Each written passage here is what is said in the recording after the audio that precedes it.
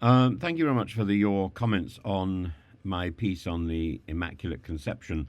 And somebody here has said, oh gosh, it's disappeared.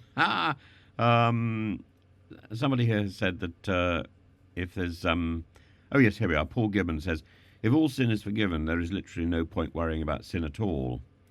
Well, that's not the issue in question. In both the Orthodox and the Catholic Church, the idea is Mary has not sinned. Now, why is that? In the Catholic Church, it's because she did not inherit original sin. In the Orthodox Church, it's because, which lacks the Augustinian understanding of original sin as inherited sin and inherited guilt. And in the Orthodox Church, essentially, Mary doesn't inherit the potential to doesn't act upon the potential to sin. So she inherits original sin, which is seen in Orthodoxy as a potential, and she doesn't act on that.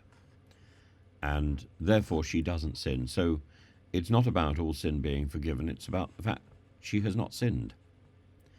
And the man with no name then says, if you don't worry about committing sin, then it's not forgiven. I don't understand that, but the I rather like the Orthodox position with respect to the Virgin Mary, because it makes the Virgin Mary an example of what we can all be.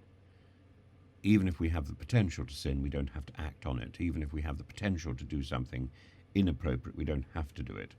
And I think that's a point that one can embrace at any moment in one's life. We have the potential to do something. We don't have to do it. And the encouragement is to be perfect. That is the call of all the religions, to be perfect. And the goal is an absolute is an absolute goal. So it's not about whether or not this person is better than that person. It's about whether or not we all fall short of perfection. And more than that, is perfection a possibility? The answer is yes, it's demonstrably possible. And the Virgin Mary is the example of human perfection. I think that's a good demonstration. For those people who are Catholic, the Feast of the Immaculate Conception, which should be on the 8th, should have been yesterday, has been transferred to today. For those people who aren't, it's a nice celebration of what is possible. What is possible? It is possible to be perfect. And that doesn't exempt us from all the other consequences of original sin, the physical evil that surrounds us, the evil that we experience, and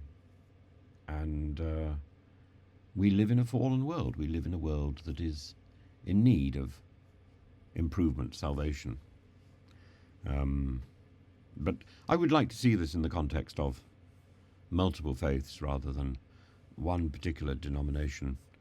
And the other thing, which I think is always very, very telling about considering the Virgin Mary, is, and I put up this icon here because I thought that would be entertaining and instructive.